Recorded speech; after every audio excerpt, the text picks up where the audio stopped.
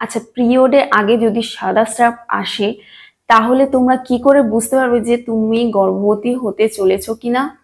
পিরিয়ডের আগে যদি তোমার সাদা স্রাবটা দেখো, সেটা তোমার পিরিয়ড আসতে চলেছে নাকি তোমার প্রেগনেন্সি আসতে চলেছে, কি করে বুঝবে?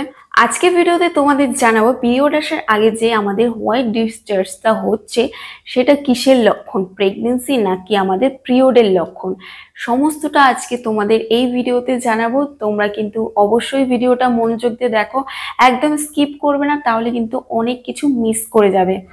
আসলে পিরিয়ডের 5 দিন আগে যে হোয়াইট ডিসচার্জটা আমরা দেখতে পাচ্ছি, মানে যে সাদা স্রাবটা আমরা পিরিয়ডের 5 দিন আগে থেকে বা কিছুদিন আগে থেকে দেখতে পাচ্ছি, সেটা কি আসলে আমাদের প্রেগনেন্সির লক্ষণ নাকি আমাদের পিরিয়ডের লক্ষণ, সেইটাই কিন্তু আজকে জানবো এই ভিডিওতে। সো তোমরা ভিডিওটা সম্পূর্ণ কিন্তু দেখো, একদম স্কিপ করো না, তাহলে কিন্তু অনেক কিছু মিস করে যাবে। So hello everyone, this is Nupur and welcome back to my YouTube channel. যারা নতুন দেখছো আমার চ্যানেলটিতে অবশ্যই সাবস্ক্রাইব করে পাশে থাকো, যাতে আমার ভিডিও আপলোড করার সাথে সাথে তোমাদের কাছে পৌঁছে যায়। আর তোমরা কি কি নতুন ভিডিও দেখতে চাইছো সেগুলো কিন্তু আমাকে অবশ্যই কমেন্টসে জানাতে পারো। আর তোমাদের একটা কথা বলে দিই, ভিডিও দেখার আগে তোমরা ভিডিওটা সম্পূর্ণ দেখবে, তারপরে কিন্তু কমেন্টস করবে। তার আগে কিন্তু কমেন্টস করবে না, কারণ আমি প্রত্যেকটা ভিডিওতে কিন্তু তোমাদের সলিউশন দিয়ে দিই। অনেকে কি করো, পুরো ভিডিওটা দেখো না, অল্প ভিডিও দেখে বেরিয়ে যাও, তারপর আমাকে কমেন্টস করো দিদি এটার সলিউশন কি দিয়েছো, কি বলেছো।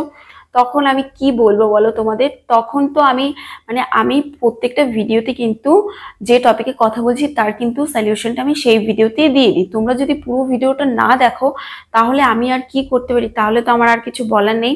তার জন্য বলছি তোমরা কিন্তু অবশ্যই ফুল ভিডিওটা দেখো। তাহলে চলো স্টার্ট করা যাক। হ্যাঁ, সাদা স্রাবও কিন্তু গর্ভাবস্থার একটি লক্ষণ হতে পারে, তবে এটি কিন্তু মাসিক চক্রের জন্য হতে পারে এবং ডিম ফোটানোর জন্যও হতে পারে। আর গর্ভাবস্থার জন্য যদি সাদা স্রাব হয়ে থাকে, সেটি কিন্তু হরমোনের পরিবর্তনের কারণে সেই সাদা স্রাবটি কিন্তু ঘন ঘন বা বেশি পরিমাণে হতে পারে, যা প্রায়শই স্বচ্ছ বা হালকা দুধের মতো কিন্তু হতে পারে এবং এটি কিন্তু গন্ধহীন।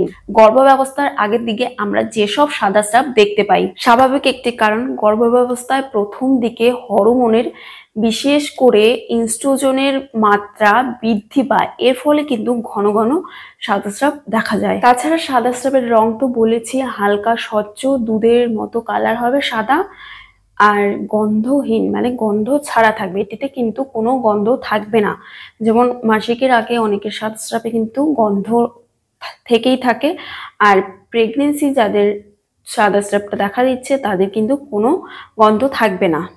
আর মাসিক চক্রের যে সাদা স্রাবটা হবে সেটা তোমরা কি করে বুঝবে যেটা মাসিক চক্রের সাদা স্রাব? মাসিক চক্রের শেষ সময়, মানে মাসিক চক্র যখন ডেট আমাদের চলে এসেছে 4-5 দিন 6 দিন আগে, মানে পরে আমাদের ডেট, তখন কিন্তু প্রোজেস্টেরনের মাত্রা কিন্তু বৃদ্ধি পায়, তার ফলে কিন্তু ঘন ঘন সাদা স্রাব হতে পারে এবং সেটির কালার কিন্তু একদমই আলাদা থাকে। আর তাছাড়া ডিম ফোটানোর সময় কিন্তু হালকা স্বচ্ছ সাদা স্রাব হওয়া এটা কিন্তু একদমই স্বাভাবিক। তাছাড়া গর্ভাবস্থার প্রথম দিকে শুরুতে আমরা যখন বুঝতে পারবো যে এটি আমাদের প্রেগনেন্সির জন্য সাদা স্রাব আসছে, সেটা কিন্তু আমরা যখন সকাল সকাল ঘুম থেকে উঠবো তখন কিন্তু আমাদের শরীর অনেকটা অসুস্থতা হয়ে যাওয়া এবং তার সাথে বমি বমি ভাব চলে আসা, এইগুলো কিন্তু দেখা দেয়। তাছাড়া কিন্তু আমাদের ঘন ঘন টয়লেট পেয়ে থাকে, মানে আমাদের ঘন ঘন প্রস্রাবে যেতে হয়। পিরিয়ডের আগে যদি তোমার সাদা স্রাব এই টাইপের এমন টাইপের হয়